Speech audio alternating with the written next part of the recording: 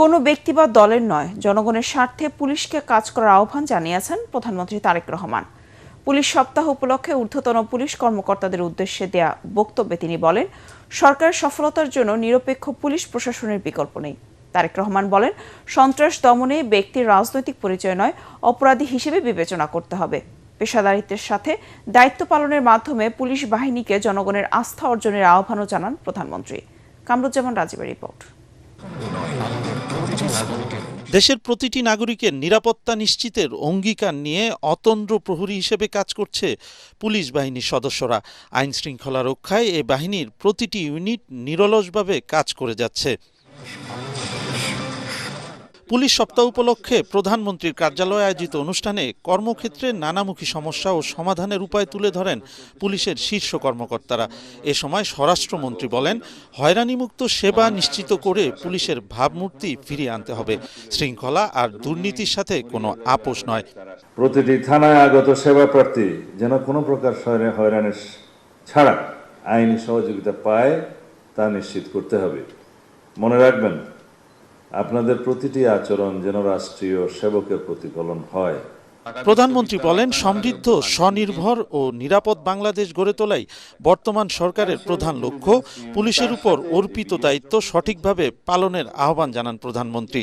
আপনাদের উপরে যে অর্পিত দায়িত্ব, এই দায়িত্বটা যদি সফলভাবে পালনের সক্ষমতার পরিচয় দেন, আমি বিশ্বাস করি যেই কথাটা বলছিলাম যে একটি নিরাপদ মানবিক বাংলাদেশ, বর্তমান সরকারের নিরাপদ বাংলাদেশ প্রতিষ্ঠার পথে এক ধাপ আমরা এগিয়ে যেতে সক্ষম হব। প্রশাসনের সকল পদেই কাজ করার পেশাদারী মানসিকতা থাকাও কিন্তু অত্যন্ত জরুরি। শুধুমাত্র পদোন্নতি কিংবা নিজেদের পছন্দ মতন জায়গায় পোস্টিং এর জন্যই যদি আমরা মনে করে থাকি, তাহলে সেটা আমি মনে করি যে পেশাদারিত্বের সঙ্গে যে আপোষ, সেই আপোষটা হয়ে যায়। সরকারের সাফল্যের জন্য দক্ষ, সাহসী, সৎ, নিরপেক্ষ পুলিশ প্রশাসনের বিকল্প কোনো আছে বলে আমি মনে করি না। এর কোনো বিকল্প নেই। মানুষের আস্থা অর্জন করতে সরকার জনবান্ধব পুলিশ তৈরি করতে চায় উল্লেখ করে তারেক রহমান বলেন, পুলিশ কোনো দলের নয়, জনকল্যাণে কাজ করবে। দুর্নীতি, সন্ত্রাস নিয়ন্ত্রণে ব্যক্তির রাজনৈতিক পরিচয় নয়। যে বা যারা অপরাধে লিপ্ত হবে তাকে আপনারা অপরাধী হিসেবেই বিবেচনা করবেন। কোনো ব্যক্তি বা দল কিন্তু আপনাদের নয়, বরং আপনারাই কিন্তু আইনের রক্ষক। এই জিনিসটা কিন্তু আপনাদেরকে মনে রাখতে হবে। আপনারা দায়িত্ব পালন করবেন রাষ্ট্র এবং জনগণের কল্যাণে। জনগণের সঙ্গে পুলিশের সম্পর্ক হবে আইনগত এবং মানবিক। প্রধানমন্ত্রী বলেন, সততা আর দক্ষতাই হবে প্রশাসনের নিয়োগ বদলির মূলনীতি। সরকারের অঙ্গীকার বাস্তবায়নে পুলিশকে ন্যায়পরায়ণতা ও পেশাদারিত্ব বজায় রাখতে হবে। দেশের জনগণ সরকারকে কিভাবে দেখে বা মূল্যায়ন করে, এর অনেকটাই কিন্তু নির্ভর করে আপনাদের আচরণের উপরে, বিশেষ করে মাঠ পর্যায়ে যারা আপনারা কাজ করেন, আপনাদের আচরণের উপরে, কার্যক্রমের উপরে। সুতরাং রাষ্ট্র আপনাদের কাছে সততা, দক্ষতা, সেবা, ন্যায়পরায়ণতা, পেশাদারিত্ব ও মানবিকতা অবশ্যই আশা করে। কামরুজ্জামান রাজীব, এটিএন বাংলা, ঢাকা। এবার ঈদযাত্রা নির্বিঘ্ন করতে বাসের সংখ্যা বাড়ানো হচ্ছে। যত্রতত্র যাত্রী ওঠানো বন্ধে মোবাইল কোর্টে নজরদারি বৃদ্ধি করা হবে। সচিবালয় বৈঠক শেষে এসব কথা বলেন সড়ক পরিবহন মন্ত্রী শেখ রবিউল আলম। তিনি বলেন, দুর্ঘটনায় সব মৃত্যুর দায় সড়ক মন্ত্রীর নয়, তবে অনাকাঙ্ক্ষিত মৃত্যু ঠেকাতে এবার আগে থেকেই ব্যবস্থা নেওয়া হচ্ছে। ঈদযাত্রায় পরিবহনের ভাড়া বাড়ানোর সুযোগ নেই। রিপোর্টে জানাচ্ছেন মাহবুব কবির চপল। প্রতি বছর ঈদের আনন্দযাত্রা বিষাদ যাত্রায় পরিণত হয় অনেক পরিবারে। গত ঈদযাত্রা মোটামুটি সুখের হলেও তা ম্লান হয়ে যায় তিনটি বড় দুর্ঘটনায়। দৌলতদিয়ায় বাসডুবি, কুমিল্লায় ট্রেন দুর্ঘটনা আর সদরঘাটে লঞ্চ চাপায় মৃত্যুতে অনেক প্রশ্নের সৃষ্টি করে। সড়ক পরিবহন মন্ত্রী দাবি করেন, তার মেয়াদে ঈদের সময় মৃত্যুর মিছিল কমেছে।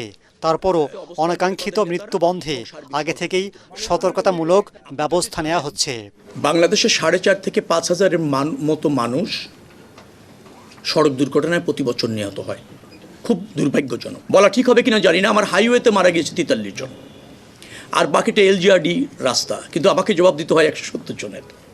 কিন্তু আমার হাইওয়েতে 43 জন মারা গিয়েছিলেন।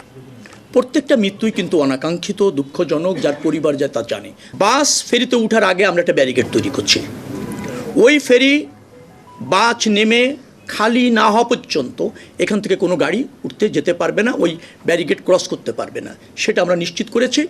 আরেকটা হচ্ছে ফেরিতে যে পল্টন থাকে সেইটাকে আমরা একটু কাভার করে দেওয়ার চেষ্টা করছি, যে কম গতিতে কোনো গাড়ি গেলে সেটা বাধা পায়। আমরা যেটা করেছি সদরঘাটে সেটা হচ্ছে বোট এবং স্পিড বোট কোনোটার থেকে কোনো লঞ্চ উঠতে পারবে না, নৌ পুলিশের সার্বক্ষণিক কর্ডন করে নজরদারি চলবে।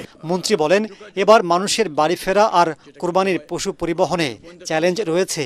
এর জন্য বাড়তি প্রস্তুতি নিচ্ছে সরকার, বাড়ানো হচ্ছে বাসের সংখ্যা ও মনিটরিং।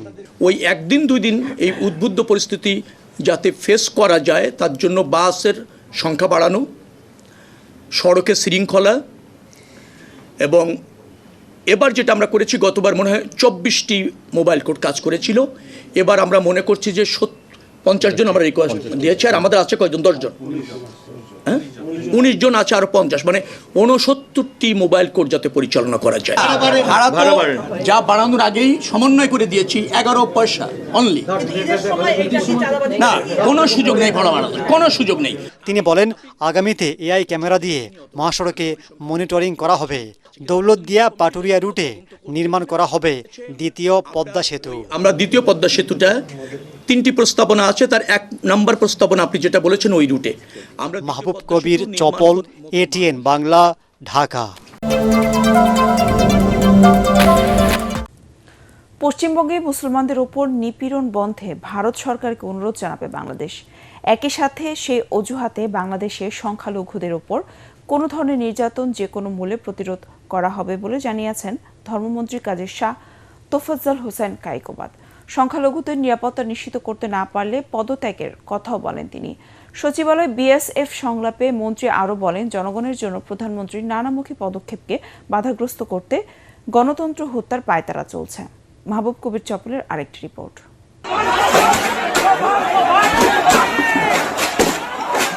ভারতের পশ্চিমবঙ্গে বিজেপি ক্ষমতায় আসার পর মুসলমানদের উপর নির্যাতনের খবর সামাজিক যোগাযোগ মাধ্যমে ছড়িয়ে পড়েছে। এমনকি মসজিদে নামাজ আদায় করতে বাধা দেওয়ার ভিডিও প্রকাশ পেয়েছে। বিষয়টি নিয়ে বাংলাদেশের ধর্মমন্ত্রীকে প্রশ্ন করা হলে তিনি বলেন, ভারতে মুসলিম নির্যাতন বন্ধে সেদেশের সরকারকে অনুরোধ জানানো হবে। একই সাথে নিশ্চিত করা হবে বাংলাদেশের সংখ্যালঘুদের নিরাপত্তা।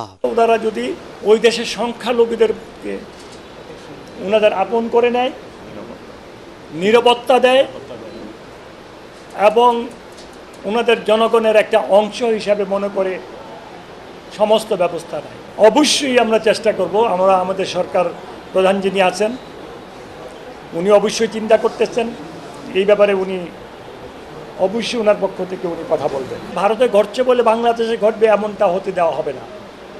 প্রয়োজন বোধে মন্ত্রিত্ব ছেড়ে দেব, কিন্তু এখানে কোনো সংখ্যালঘুদের উপরে কোনো অন্য ধর্ম অবলম্বিতের উপর অত্যাচার, অভিযান, জুলুম, নির্যাতন সহ্য করব না ইনশাআল্লাহ।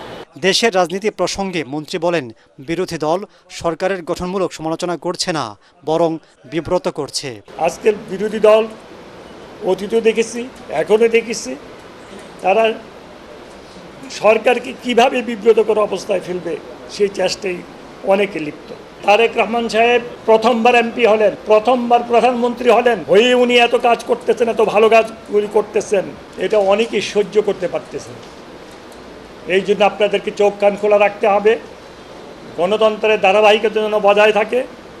যারা গণতন্ত্রকে গলা টিপে হত্যা করতে চায় তাদেরকে খুঁজে বের করে আইনের আওতায় আনতে হবে। ধর্মমন্ত্রী আরও জানান, আগামী বছর থেকে হজের খরচ কমানোর চেষ্টা করবে সরকার। আগামী হজে আরও কমবে ইনশাআল্লাহ। মাহবুব কবির, চপল, এটিএন বাংলা, ঢাকা।